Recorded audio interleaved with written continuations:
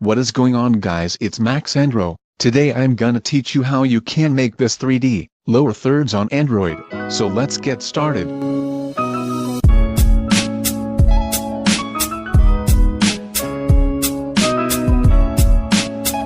I'm using Pixel Lab. You can download this app from the description below.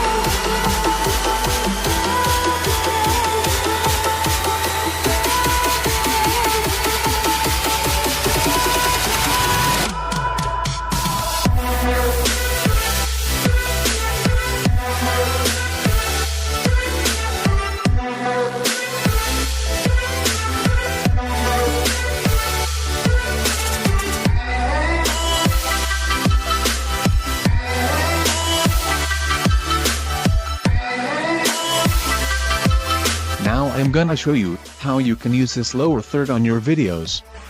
So I am using KineMaster. You can download this app from description below.